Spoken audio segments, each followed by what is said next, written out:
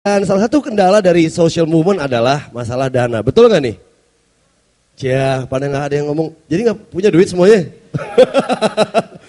Gue juga termasuk ikutan di salah satu kegiatan yang unsurnya sosial, tapi kendalanya adalah it's always hard to get money. Tapi gimana caranya ya? Nah, ini juga menginspirasikan social movement berikut ini. Tugasnya dia adalah mencarikan dana buat para social movement atau gerakan-gerakan sosial mungkin. Itu ngelewatin sebuah situs jejaring sosial namanya Facebook. We know that we have 35 million Facebookers in Indonesia, the second one in the world. Dan potensi itu. Dan surprisingly, these people have been doing it not in Jakarta or Indonesia. These people are in Singapore. Jadi mereka menggalang 2,5 juta orang targetnya akan bergabung di social movement ini dan 8.000 adalah local users setiap hari. Caranya gampang sekali kalau kita mau melakukan donasi. Nah, dia punya link terhadap para advertisers yang akan mencarikan dana disalurkan ke project-project charity. Without any further ado, allow me to introduce Mas Adamas Belva Syahdevara dari Bantu Indonesia. Jadi namanya Mas Adamas Belva. Betul. Mas, ada mas? Ada. Silakan, Belva. Oke, jadi selamat sore semuanya. Nama saya Belva dari tim Bantu Indonesia. Dan saya mahasiswa tingkat akhir di NTU Singapura. Lulus bulan Juli ini. Dan beberapa bulan lalu saya bersama dukungan teman-teman saya juga di sana. Kita inisiasi suatu organisasi yang namanya Bantu Indonesia. Dan bedanya Bantu Indonesia dengan charity organizations lain adalah Bantu Indonesia itu inisiatif yang sustainable, yang builds up over time, right? Jadi kita bukan organisasi yang accidental, nggak yang one off. Jadi nggak ada gempa di mana kita tiba-tiba ke sana charity project and that's it. We're not that kind of organization, right? We're sustainable. Dan sebelum saya masuk ke ngapain sebenarnya Bantu Indonesia, saya share sedikit tentang statistik Facebook di Indonesia. Facebook di Indonesia itu Facebook users itu ada 35 juta orang. Dan itu tuh gede banget. Kenapa? Karena kalau kita compare sama populasi Kanada, seluruh populasi Kanada itu 30 juta. Jadi Facebook users di Indonesia itu udah lebih besar daripada populasi Kanada. Nah terus jadi kita bisa lihat di sini ada potensial yang sangat gede di social networking sites di Indonesia. But on the other side of the coin, ada suatu kekurangan di charity projects di Indonesia. Kita lihat ada banyak banget charity projects di Indonesia kan, kerja bakti di mana. Tapi mereka itu scattered gitu kan. Jadi dan mereka nggak ada continuity-nya. Jadi mungkin mereka bikin charity project tahun ini, tapi tahun depan mereka belum tentu bisa ada lagi gitu karena mereka masih terbentur dengan dana. Jadi dana itu merupakan satu obstacle yang setiap charity organizer will face or encounter. Ya kan? Jadi sekarang kita ada suatu potential di social networking sites dan kita juga ada kekurangan di charity projects gitu. Dan kita berpikir gimana cara bridge these two together. Right? And that's why we created this Facebook application. Jadi Facebook aplikasi ini udah live. Jadi kalau kalian ke www.bantuindonesia.com itu nanti kalian akan di-redirect ke aplikasi Facebooknya. Dan cara kerjanya gini. Jadi kalau kalian jadi user tinggal klik allow, gampang banget. Aplikasi kita ini akan secara otomatis post logo dari sponsoring companies kami di wall kalian secara periodik gitu. Jadi ini adalah suatu alternatif media baru buat company untuk bisa reach out to their audience kan, yang more effective as well because Facebook has a lot of users in Indonesia. Dan ini nanti seluruh profitsnya yang kita dapat dari ads sistem ini, jadi ntar companies yang akan ngiklan ke kita itu akan bayar ke kita dan seluruh profits dari sini akan kita salurkan ke charity projects. Jadi Bantu Indonesia tidak execute charity projects, tapi kita akan menyalurkan dana ke charity projects yang di-execute oleh third party itu.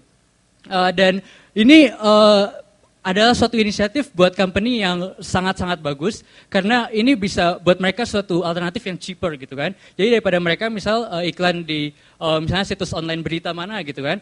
Saya tahu ada top banner itu kalau di situs itu ya lumayan terkenal di Indonesia. Itu harganya 50 juta per hari gitu.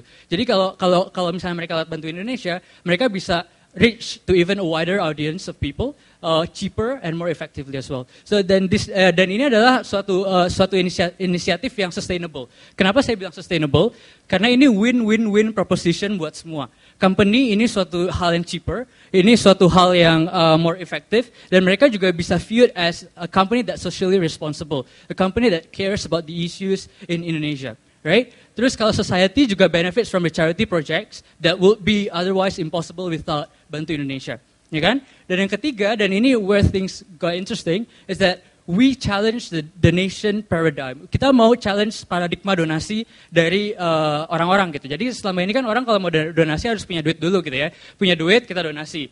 Nah tapi sekarang kalau kalian nggak punya duit, tetap kalian bisa donasi. Yaitu donasi Facebook wall space. Jadi cuman dengan by letting go some of the wall space that you have actually contributed to the nation. Jadi segampang itu dan ini suatu gebrakan baru.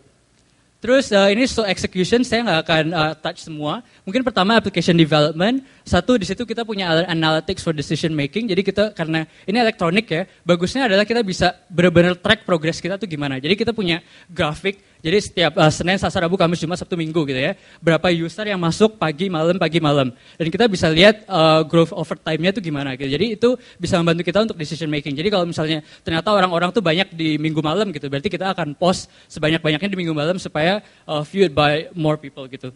Terus ada marketing, biasa ada video yang saya nggak bisa putar di sini, tapi nanti kalau mau bisa saya tunjukkan. Ada social media presence as well, Twitter, Facebook, YouTube. Dan yang ketiga strategi ini supaya sustainable kan, because let's be honest, I will work, right? I will not run this initiative by myself for my entire lifetime, right? So we have to have a sustainability plan, and that's why we have Bantu Indonesia Associates. Jadi kita rekrutmen Bantu Indonesia Associates setiap 2,5 bulan, beberapanya ada di sini dari universitas-universitas, dan mereka yang akan merekrut diri mereka sendiri untuk fase-fase berikutnya, dan itu ntar overlap, jadi Bantu Indonesia Associates di fase 1 bisa transfer knowledge ke fase 2 gitu. Jadi ini adalah suatu yang sustainability plan-nya pun juga sudah dipikirkan. Nah terus results-nya. Jadi ini responnya sudah sangat bagus. Dalam 1 bulan aja kita bisa reach 2,5 juta Facebook users.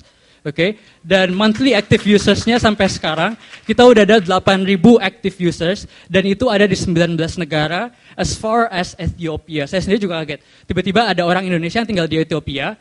Jadi user Bantu Indonesia, saya nggak tahu gimana caranya bisa sampai sana. Habis itu, dan ini bagusnya lagi adalah lihat based on average cost per click standard. Jadi kita pricingnya itu gini, jadi misalnya kita post di wallnya si A gitu ya. A itu punya 500 friends. Jadi kita pricingnya kalau misalnya 1 friend kita hargai Rp1 misalnya gitu. Jadi ntar kalau misalnya kita post sekali, itu berarti kalau punya 500 friends, Rp500 kita charge ke company gitu. Nah, dan kalau misalnya dengan customer base yang sekarang, dengan jumlah post yang kita punya sekarang, dengan jumlah friends yang user kita punya sekarang, ini value-nya tuh udah 75 juta per bulan, itu kalau kita bisa jual semuanya. Dan the story doesn't end there, because the growth, right, growth is 450% per month. Jadi ini sangat-sangat booming. Terus global impact ada di 19 negara, ada 4,9 dari 5 stars, dan satu di sini yang menunjukkan betapa bagus responnya adalah tiba-tiba kita kaget buka email, ada orang tiba-tiba ngasih ke kita original song yang dia buat Bantu Indonesia. What's next? Jadi yang saya describe barusan itu cuma 1 dari 5 pilar dari Bantu Indonesia. Jadi Bantu Indonesia, kita punya visi yang jauh lebih besar buat Bantu Indonesia, dan funds generator itu yang pertama, itu hanya 1 dari 5 pilar yang akan kita buat. Yang kedua, jadi misalnya charity projects, mereka udah punya link dengan sponsor-sponsor mereka sendiri kan. Jadi misalnya yang kita nggak punya linknya ke sponsor itu, tapi charity project sudah punya. Gitu. Cuman the first question that any sponsor will ask is, siapa media partnernya? Who will know the fact that I've given you something? What's in it for me? Right? Dan banyak charity projects yang nggak punya media partner gitu.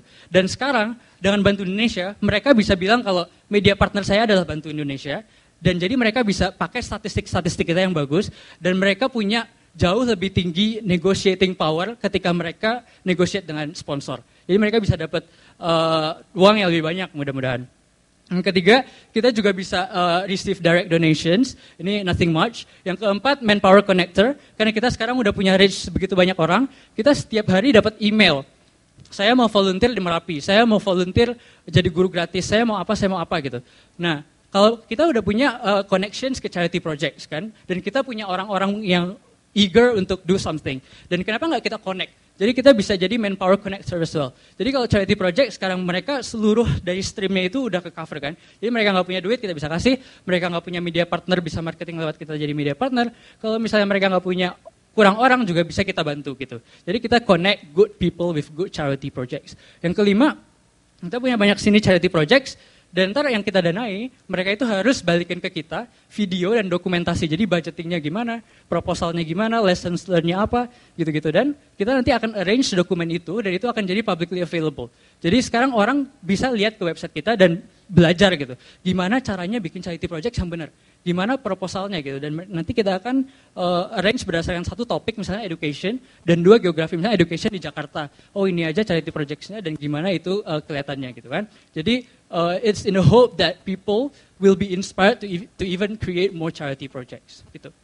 Jadi itu aja. We at Bantu Indonesia we believe that with the growth that we've been experiencing so far, this is set to soar even higher. This is set to be huge. With all of your support. So thank you, and if you're keen to help in any way, just give us a shout. Thank you very much and good afternoon. Belva from Bantu Indonesia, thank you so much for inspiring. Lumayan tuh, gue kemarin sempat bingung juga ya, bosan juga ngeliat Facebook nih begitu-gitu aja, ya kan, paling ada orang yang poke me gitu-gitu. So I need to capitalize on this, I need to do something with this Facebook thing. Tadi baru dapat ide, terinspirasi, ya mungkin teman-teman juga kayak gitu, pasang foto mungkin daripada pose-pose alay begini ya kan, taruh di Facebook, paling udah gak ada yang muji, ini kan lakuin sesuatu lewat Facebook yang kita punya, ya kan. Ada berapa followers yang dimiliki dari Facebook masing-masing beda-beda, nanti itu menentukan jumlahnya gitu ya. Oke.